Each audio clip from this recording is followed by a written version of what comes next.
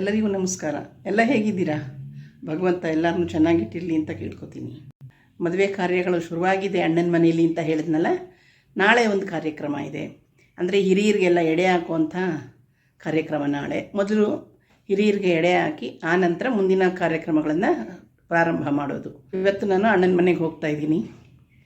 ಇಲ್ಲಿ ಮನೆ ಕೆಲಸ ಎಲ್ಲ ಮುಗಿಸಿ ಇವ್ರಿಗೆ ಇವತ್ತಿಗೆ ನಾಳೆಗೆಲ್ಲ ಅಡುಗೆ ಮಾಡಿಟ್ಟು ಈಗ ಹೊರಡ್ತಾ ಇದ್ದೀನಿ.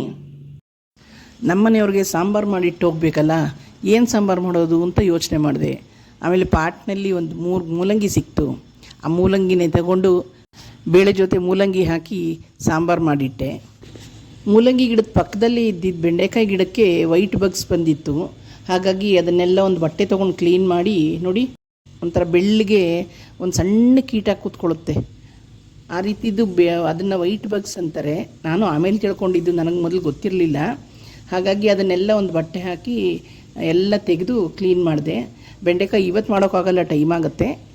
ಇನ್ನು ನಾಳಿದ್ದು ಬರ್ತೀನಲ್ಲ ಮತ್ತೆ ಆವಾಗ ಮಾಡೋಣ ಅಂತ ಅಂದ್ಕೊಂಡು ಬರೀ ಮೂಲಂಗಿ ಒಂದು ತೊಗೊಂಡು ಹೋದೆ. ಇವತ್ತು ಬೆಳಗ್ಗೆನೇ ನಮ್ಮ ಪಕ್ಕದ ಮನೆಯವರು ಜಯಮ್ಮ ಅವರು ಗಿಣ್ಣು ಹಾಲು ಕೊಟ್ಟಿದ್ದರು. ಹಾಗಾಗಿ ಅದಕ್ಕೆ ಅವಲಕ್ಕಿ ಹಾಕಿ ಗಿಣ್ಣು ಹಾಲು ಮಾಡಿದೆ. ಮತ್ತು ಬೆಳಗಿನ ತಿಂಡಿಗೆ ಅಂತಂದ್ಬಿಟ್ಟು ಬದನೆಕಾಯಿ ಗೊಜ್ಜು ಮಾಡಿ ದೋಸೆ ಮಾಡಿದ್ನಲ್ಲ, ಅದನ್ನು ನಮ್ಮನೆಯವ್ರಿಗೆ ತಿಂಡಿ ಕೊಟ್ಬಿಟ್ಟು ನಾನು ಬೇಗ ಇನ್ನು ಹೊರಡಬೇಕಲ್ಲ ಅಂತಂದ್ಬಿಟ್ಟು ಬೇಗ ಸ್ನಾನ ಪೂಜೆ ಎಲ್ಲ ಮುಗಿಸಿ ನಾನು ತಿಂಡಿ ತಿಂದ್ಕೊಂಡು ಹೊರಡುವಾಗ ಮಧ್ಯಾಹ್ನ 1 ಗಂಟೆ ದಾಟಿಬಿಟ್ಟಿತ್ತು. ದಯವಿಟ್ಟು ಚಾನಲ್ನ ಇನ್ನೂ ಯಾರು ಸಬ್ಸ್ಕ್ರೈಬ್ ಮಾಡ್ಕೊಂಡಿಲ್ಲ, ದಯವಿಟ್ಟು ಸಬ್ಸ್ಕ್ರೈಬ್ ಮಾಡ್ಕೊಳ್ಳಿ. ಸಬ್ಸ್ಕ್ರೈಬು ನಿಜವಾಗ್ಲೂ ಕಂಪ್ಲೀಟ್ ಫ್ರೀ ಇರುತ್ತೆ. 1 ರೂಪಾಯಿ ಅದರಲ್ಲಿ ನಿಮಗೆ ಏನೂ ಖರ್ಚಾಗೋದಿಲ್ಲ.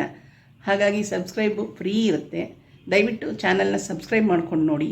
ಮತ್ತು ಈಗಾಗಲೇ ನಮ್ಮ ಚಾನಲ್ನ ಸಬ್ಸ್ಕ್ರೈಬ್ ಮಾಡಿಕೊಂಡು ನೋಡ್ತಾ ಇರೋ ಎಲ್ಲರಿಗೂ ನನ್ನ ಹೃತ್ಪೂರ್ವಕ ಧನ್ಯವಾದಗಳನ್ನು ತಿಳಿಸ್ತೀನಿ. ನಮ್ಮೂರು ಬಸ್ ಸ್ಟ್ಯಾಂಡ್ಗೆ ಹೋಗಿ ಕೂತ್ರೆ ಅರ್ಧ ಗಂಟೆ ಆದರೂ ಬಸ್ ಬರಲಿಲ್ಲ. ಸಾಮಾನ್ಯವಾಗಿ ಹೀಗೆ ಆಗೋದಲ್ವಾ, ಕೆಲವೊಂದು ಸಲ ಹೋಗಬೇಕು ಅರ್ಜೆಂಟ್ ಇರುವಾಗ ಅಂತಂದಾಗ ಬಸ್ಗಳು ಬರೋದಿಲ್ಲ. ಕೆಲವೊಮ್ಮೆ ಇನ್ನೂ ಟೈಮ್ ಇದೆ, ಬೇಕಾದ್ರೆ ನಿಧಾನಕ್ಕೆ ಹೋದರೂ ಆಗುತ್ತೆ ಎಂದಿದ್ದ ದಿನ ಬಸ್ಗಳು ಹೆಚ್ಚು ಬರುತ್ತೆ. ನೋಡಿ, ಬಸ್ ಸ್ಟ್ಯಾಂಡಲ್ಲೆಲ್ಲ ಎಲ್ಲ ಜನ ಎಲ್ಲ ಕಾಯ್ಕೊಂಡು ಕೂತಿದ್ದಾರೆ. ಬಸ್ ಬಂದಿಲ್ಲ. ತುಂಬ ಜನ ಬಂದು ಆಮೇಲೆ ಎಲ್ಲ ಸ್ಟಾಕ್ ಆದರು. ಬಸ್ ಬಂದಾಗ ಮಾಮೂಲಿ ಬಸ್ಸು ತುಂಬ ರಶ್ ಆಯಿತು. ಆ ಬಸ್ಸಲ್ಲೇ ಮೈಸೂರು ಹೇಗೋ ತಲುಪಿದ್ದಾಯಿತು. ನಾಳಿನ ಕಾರ್ಯಕ್ರಮಕ್ಕೆ ನನ್ನ ಹಾಗೆ ಎಲ್ಲರೂ ಬಂದಿದ್ದರು. ಅಲ್ಲಿ ನನ್ನ ಅಕ್ಕ, ತಂಗಿ, ನನ್ನ ತಮ್ಮಂದರು, ತಮ್ಮನ ಹೆಂಡತಿರು, ಅವ್ರ ಮಕ್ಕಳು ಎಲ್ಲರೂ ಬಂದು ಸೇರಿದ್ರು. ಈಗ ಮದುವೆ ಮನೆ ಅಂತ ಒಂದು ಕಳೆ ಬಂತು ಮನೆಗೆ ಅಂತ ನಮ್ಮ ಅತ್ತಿಗೆ ಹೇಳ್ತಾಯಿದ್ರು. ಹೌದಲ್ವಾ? ಎಲ್ಲ ಬಂಧು ಬಳಗದವರು, ಕುಟುಂಬದವರೆಲ್ಲ ಸೇರಿದಾಗಲೇ ಅಲ್ವ ಸಂತೋಷ, ಆಗಲೇ ಅಲ್ವ ಮದುವೆ ಸಂಭ್ರಮ ನಮ್ಗಳಿಗೆ. ನಾಳೆ ಬೆಳಗಿನ ತಿಂಡಿಗೆ ಹಾಗೂ ಅಡುಗೆಗೆಲ್ಲ ತಯಾರಿ ನಡೀತಾ ಇದೆ. ನೋಡಿ, ಬೆಳ್ಳುಳ್ಳಿ ಎಲ್ಲ ಕಟ್ ಮಾಡ್ಕೊಳ್ತಾ ಇದ್ದಾರೆ, ಸೊಪ್ಪು ಮತ್ತು ಈರುಳ್ಳಿ ಎಲ್ಲ ಕಟ್ ಮಾಡ್ಕೊಳ್ತಾ ಇದ್ದಾರೆ. ನಾಳೆ ಇನ್ನೂ ತುಂಬ ಕೆಲಸಗಳು, ಶಾಸ್ತ್ರಗಳು ಎಲ್ಲ ಇರೋದರಿಂದ ಅಡುಗೆ ತಿಂಡಿ ಯಾವುದೂ ನಿಧಾನ ಆಗಬಾರ್ದು ಅನ್ನೋ ಉದ್ದೇಶ. ಅನ್ನ ಸಾಂಬಾರು ಯಾರೂ ತಿನ್ನಲ್ಲ ಅಂತ ಹೇಳಿದ್ದಕ್ಕೆ ನಮ್ಮ ಅತ್ತಿಗೆ ಎಲ್ಲರಿಗೂ ಚಿತ್ರಾನ್ನ ಮಾಡಿ ಕೊಡ್ತಾಯಿದ್ರು. ಮದುವೆ ಕೆಲಸಗಳ ಜೊತೆಗೆ ಈಗ ಬಂದವ್ರಿಗೆ ಊಟದ ತಯಾರಿನೂ ಮಾಡಬೇಕು ಅವರು. ನಾನು ಗಿಣ್ಣು ಹಾಲಿತ್ತಲ್ಲ, ಅದನ್ನು ಅಲ್ಲಿಗೆ ತೊಗೊಂಡು ಹೋಗಿದ್ದೆ. ಅಲ್ಲಿನೂ ಅವಲಕ್ಕಿ ಹಾಕಿ ಗಿಣ್ಣು ಮಾಡಿದ್ದರಿಂದ ಎಲ್ಲರೂ ತುಂಬ ಗಿಣ್ಣು ಇಷ್ಟಪಟ್ಟು ತಿಂದರು.